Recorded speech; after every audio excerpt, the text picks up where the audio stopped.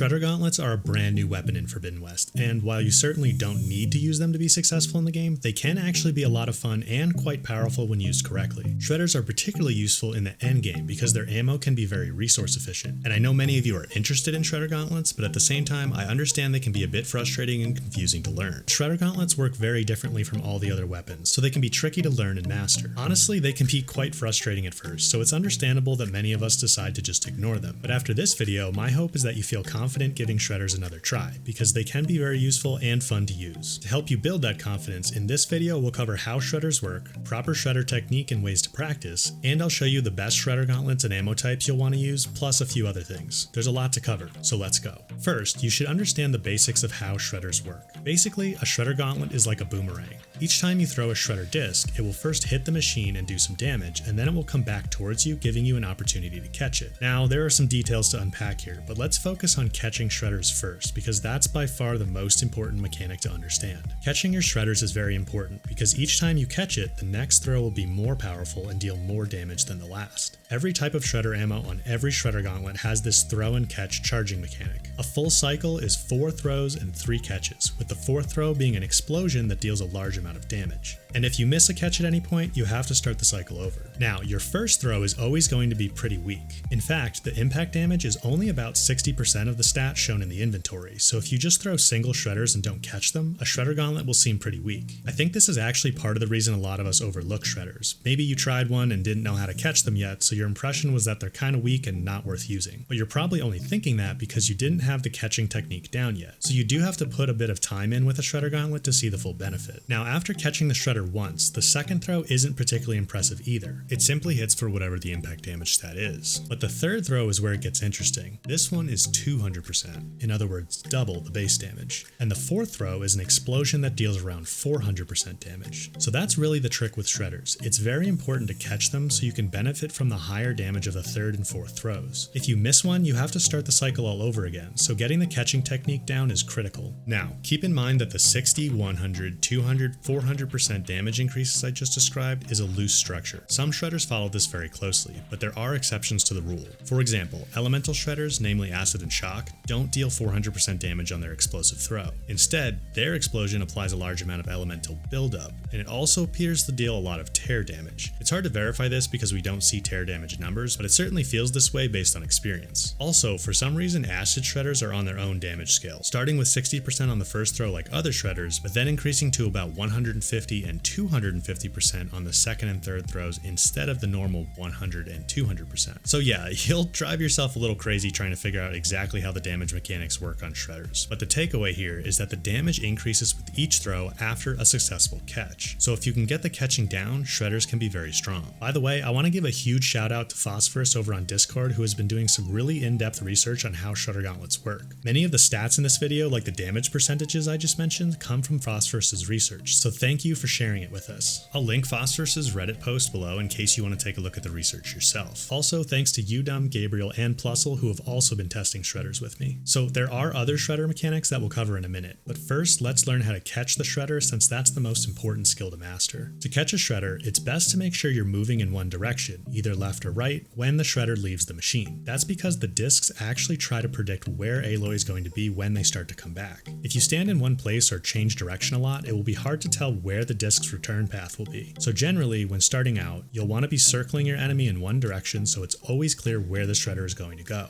When I was first practicing this, I also found it helped me to dodge roll as the Shredder was on its way back. This helped me commit to a movement direction and time the catch correctly. I still do this a lot out of habit, but it isn't necessary. You can simply run in one direction and the Shredder will come back to you. Some of you may find doing a dodge helps you get the rhythm down though, so give that a try. Now, a few other basic things to know about catching Shredders. First, Shredder discs can actually travel through objects like boulders, trees, or even the ground to return to you, so don't worry about those things getting in your way. You also don't need to do anything to actually catch the Shredder. Aloy will automatically catch it when it gets close enough, so there's no need to try to line up the gauntlet or anything. It's also much easier to start out practicing with long distance throws so you have time to position yourself. As you get better, you'll be able to use Shredders at closer range, but start out by practicing at long range. And my final tip on the catching technique is simply to not overthink it. Just make sure you're moving in one direction so the Shredder knows where to find you, and it will do most of the work. So to practice catching shredders, I have a few recommendations. First, it can be tough starting out on machines, so the first thing I suggest you practice on are some training dummies. These dummies obviously don't fight back, and they have infinite health, so you can practice as long as you want. Oddly enough, it's pretty difficult to find these dummies. The only two I know of are in Chainscrape, and it's not an ideal location because it's kind of a tight space. If anyone knows of other locations with these dummies that are more open, definitely leave me a comment and I'll pin it to share it with everyone. But I do recommend starting out practicing on the dummies to get a feel for catching the shredders. Once you feel confident with the dummies, I suggest moving on to easy machines in open areas that you can hit from long distances. The charger and grazer sites around No Man's Land and Plainsong work well for this, and bristlebacks would be the next step up. If you want some more practice before heading into a full-on fight, then there's a couple spots you can use with larger machines. The first one is on the southeast side of the Shearside Mountain hunting grounds. From this ledge, you're far enough above the bellowbacks and rollerback that you can practice hitting them with shredders and they won't be able to retaliate. The other spot is at the campfire southeast of the Rain Trace hunting grounds. From here, you can practice hitting the Tremor Tusk from relative safety. It can hit you, but you have some protection from this big rock outcropping. The rocks also make for good practice getting used to the shredder coming back through objects. Thank you Plusle for finding and sharing these two locations with me. Okay, so now that you know how to catch shredders and have some places to practice, let's talk about the other mechanics you should be aware of. You've probably noticed that shredders have a damage over time effect. When a shredder hits a machine, there's an initial hit for a larger amount of damage, but then it will also grind into the body and deal more ticks of damage. On average, each of these extra damage ticks is about 33% of the initial hit. The number of extra ticks you get depends on multiple factors, like whether you hit an armor plate or a weak spot and what type of shredder you're using, but typically you'll get 1 to 3 extra ticks. The one factor you can easily control here is how long you draw or charge up the shredder with R2 before throwing it. Pay attention to the crosshair animation that shows you how charged up the shredder is. When it's done spinning, the shredder is fully charged and you'll get the maximum number of extra damage ticks. If you just tap R2, you'll get fewer extra damage ticks. Something else you may have noticed is the fact that shredder disc ammo doesn't get used up until it explodes on the 4th throw. Each time you catch a shredder, it's added back into your ammo clip, so you can actually use the same shredder over and over again as long as you keep catching it and don't use the explosive 4th throw. Now, I don't necessarily recommend that. The explosion is pretty useful, but it illustrates the point that shredders are very resource efficient to use since, even with the explosion, you can get 4 throws in and only use 1 disc. Now, a less obvious feature of shredders is that their explosions actually deal tear damage instead of explosive damage. This is counterintuitive, or at least it was for me, because other explosive weapons like blast slings and the brace shot weapon technique deal explosive damage, which destroys components. So for a while, I assumed shredder explosions must do the same, but they don't. A shredder explosion actually knocks off components instead of destroying them, which is actually much better if you want to harvest, for example, Tremor Tusk tusks. Additionally, shredders also deal tear damage while grinding into a machine, and the damage is dealt not just at the impact site, but in a radius around it, so you actually don't need to be really precise with your shredder throws. As long as you can land a shredder somewhere close to the component you want to tear off, you'll usually deal tear damage to it. Interestingly, acid and shock shredders have a much bigger area of effect for tear damage than other types of shredder ammo. These two tear damage effects, while grinding into the machine and during the explosion, are actually a big part of what makes shredders so useful. Once you get comfortable with a shredder and get some good acid and shock shredders in particular, you'll see that these tear damage mechanics will basically cause machines to just fall to pieces. Speaking of acid and shock shredders, let's talk about which shredder ammo types are best. Of course, I've already mentioned acid and shock, but piercing shredders are also good, especially earlier in the game while you're learning to use a Shredder Gauntlet. These piercing shredders cut through machine armor and deal damage to the body underneath, so they're nice to learn with because you don't need to be very accurate with your shots to deal some decent damage. But remember, the elemental shredders do have that larger area of effect for dealing tear damage, so you definitely want to move on to acid or shock shredders as soon as you can. Shock shredders in particular are very strong because in addition to the larger tear damage bubble, they can of course also shock machines and immobilize them. So my top picks for Shredder Gauntlets are all based on these 3 ammo types: shock, acid, and piercing. If you want to start playing with shredders early in the game, I recommend the Iron Eater because it has both piercing and acid shredders and it's easy to pick up in Barren Light or Plainsong. If you want to wait until a bit later, the piercing Shredder Gauntlet available in Scalding Spear has slightly better piercing shredders and it also has a concentration damage perk, which is pretty nice. After the Iron Eater or piercing, your next upgrade should be the Thunderbolt, available in Hidden Ember and Thornmarsh. This is the first shredder that gives you access to shock shredders, plus it still has the piercing shredders that you can fall back on if you're still learning the shock ones. Finally, the absolute best Shredder Gauntlet is the Ancestor's Return, which are given as a reward for completing all 8 Relic Ruins. This one has both shock and acid shredders along with an awesome set of perks that can be enhanced with its 5 coil slots. Let's talk about coiling a Shredder Gauntlet, by the way, since I know many of you are probably curious about that. What myself and some other people over on Discord have determined is that a agility damage, concentration damage, and damage over time coils are the best types to use on a Shredder Gauntlet. Agility damage coils increase all types of damage while jumping or sliding, including tear damage and elemental buildup, so they're super versatile on almost any weapon, including Shredders. Concentration damage coils do the same while you're in the concentration state, which is very easy to trigger, so again, these are very versatile. Damage over time coils increase damage dealt by any ammo that deals multiple ticks of damage from a single shot, so these will basically boost the extra damage ticks on our Shredders. I recommend prioritizing the agility and concentration damage coils on a Shredder Gauntlet. Now, to utilize this coil set to its fullest requires you to use a more advanced technique. Remember, we have agility and concentration coils, so we want to be in the concentration state and either jumping or sliding at the same time to take full advantage of those. So, while charging up a throw by holding R2, I first trigger concentration and then jump and release my throw mid-jump. It takes a bit of practice to get this pattern down, but it's a useful mechanic to learn since you can use a combination of agility and concentration coils on lots of other weapons as well. Okay, so what I want to show you guys here is just a quick example of how strong the agility and concentration combo can be with coils. So I'm going to use a fully upgraded Ancestor's Return, and then the coils I have on here are two 15% agility damage, a 10% concentration, that's the best concentration one you can get, unfortunately there's no purple version, and then two 25% damage over time coils. And if you're wondering where to find these coils, I'll link my video to all the coil locations down below. And I'll just show you that I'm on very hard difficulty, and this is an Apex Tremor Tusk.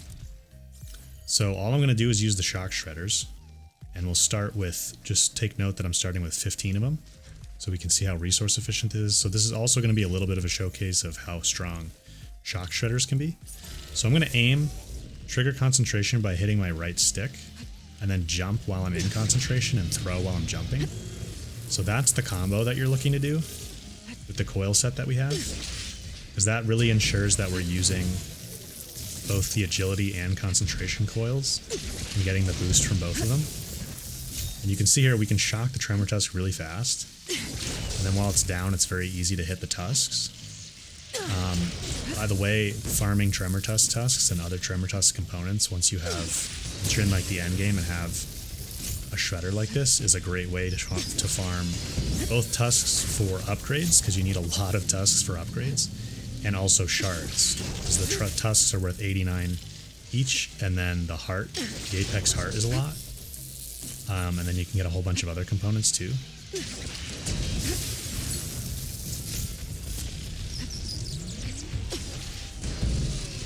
It's fallen. And so I'll show you guys here, I don't even have to aim directly for components with the explosion, so I can hit like up here, and that tusk turning purple means that tear damage was happening to it. So that explosion radius is really big. And you can hit the tusk directly too. Ooh, got hit by a rocket there a little bit. So before we kill it, I also just want to show you guys, let's see if we can get this tusk off real quick. There we go. I want to show you guys the ammo drums and kind of the tear blast radius that elemental shredders have. So if I aim for the middle of these drums and I don't even aim for them directly, you'll see that we're dealing tear damage to them because they're turning purple, even though I'm not even that close to like hitting them directly. So you can actually get like all four of them to tear off at the same time if you aim really well in the center there. Shocked it. And as you can see, I'm not going super fast because I'm commentating here while I do it, but this is like a really safe and a pretty quick way and a very resource efficient way. You can see we've only used 5 shredders so far to farm Tremor Tusks in the end game for shards, for tusks, for upgrades, and other resources from like these ammo drums, using the Ancestor's Return and Shock Shredders and the coil set that we discussed. Now, if this technique is a bit too advanced for you right now, then I would recommend prioritizing damage over time coils and perhaps knockdown power coils, which will give each damage tick a higher chance of triggering a knockdown, making it easier to hit the machine while it's stunned. Another advanced tip, which is actually more of a cool trick, is at long distances you can actually have multiple shredders in the air at once. So if you can manage this, you can basically deal damage twice as fast. Again, this is really only practical at long range. Finally, I want to quickly touch on weapon techniques and Valor surges for Shredder Gauntlets. The best weapon technique is definitely triple shredder, which lets you throw 3 shredders at once. However, you shouldn't use this on every throw because it will reset the catch cycle each time, but it is nice to use on the first throw to deal a bit of extra damage and give yourself a better chance of catching one of the shredders. As for Valor surges, I think Ranged Master is the most useful since it simply boosts damage dealt by all your throws. If you're accurate with the shredder and can hit components in weak spots, then Part Breaker can also be very strong. Alright guys, that was my masterclass on Shredder Gauntlets. Shredders are a tricky weapon to learn, but they're a lot of fun and can be very useful in the endgame for farming machines and conserving resources, so I hope this video has given you the confidence to give them a try. If you guys have any tips or questions, totally leave me a comment down below, and if you found this video useful, please consider leaving a like. It really does help out small channels like mine. As always, thanks for watching, and I'll catch you in the next one.